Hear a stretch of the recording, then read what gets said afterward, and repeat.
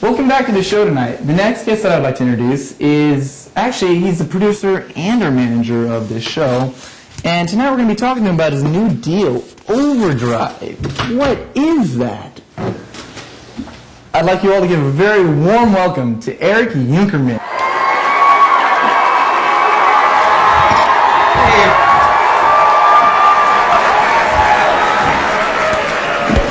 Hey. Hey, how you doing? Thanks for having me. Yeah, no problem. Anytime. Whew. So how's life going? Life is good. Life is very busy. No need to extrapolate upon that. How are you? How's the family and everything? Family's great. I'm doing well. Okay, cool. So I hear your new thing here is called Overdrive. So what's the deal with that? How'd you come up with that name? Overdrive. The actual name. Basically, I was looking for a name that'd be a little more youthy, a little more non-churchy, and I couldn't think of anything.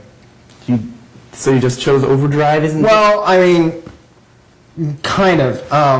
Whenever like I hit a blank or something like that, I listen to music, and luckily the Foo Fighters were on my iPod at the time, and I was just cycling through a bunch of songs. Breakout was there. Pretender just didn't make sense. But Overdrive is this just obscure song, I think track 10 or something like that, in One by One, and the name just jived with me.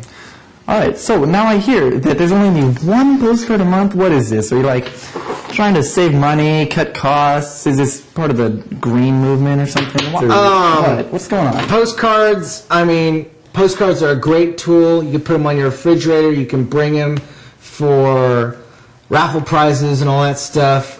For me personally, I was really running out of creativity at the point. To make a postcard, it honestly takes a good half an hour if I'm on the spot, and if I have kids cutting and putting stamps on them for me.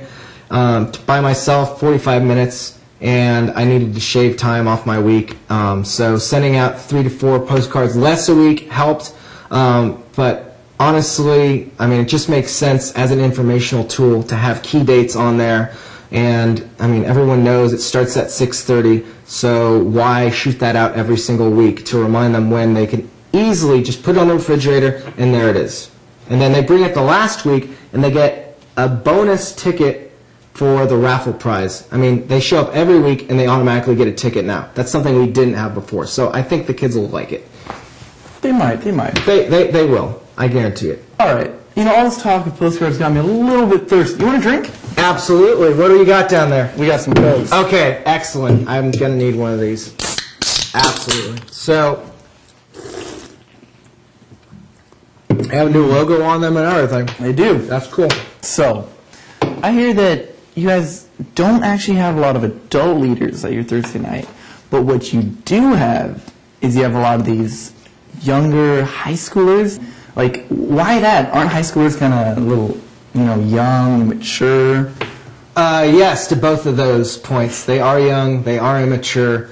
I love them no matter what. Sometimes it doesn't look like I do, but I do.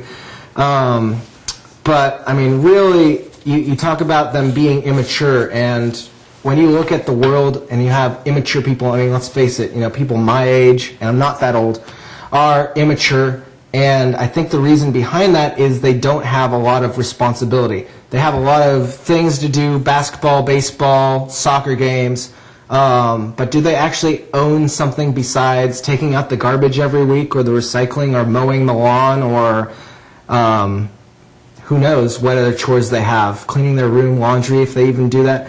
But when you give them ownership as a leader where other kids look up to them, I think that responsibility just ups the ante to how their maturity level is. And so, yeah, we have leaders that they have their immature moments, but they also have their moments of enlightenment, and that outweighs the immaturity tenfold. I mean, so yeah, that's why we do it. So what you're saying is you're trying to help these kids grow, right? Because to me it sounded just kind of like you're just kind of get a little work off your shoulders and just shove down the little kids a little bit. Well, I mean, you know, who doesn't want a little less work to do in life?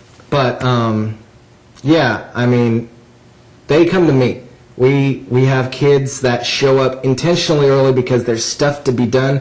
We have to set up speakers. We have games to plan out. I think on the 4th of June we're doing Capture the Flag or something like that just to kick things off. So there's stuff to be done. And, yeah, I can find an easy, efficient way of doing it by myself. And that's only helping me in ways I don't want to be helped, but it helps someone like a 6th grader who has no inclination of responsibility and says, what, I'm actually useful for something? So that's just another reason why, you know. And, you know, I'm pretty sure that later on in life they will grow into people that look to take on more responsibility, and they'll be more hireable later on in life. I mean, there's a bunch of non-spiritual stuff that these kids will learn just from being in a leadership capacity at this program. And I mean, the spiritual stuff is a given. I mean, that's what we talk about. Mm-hmm.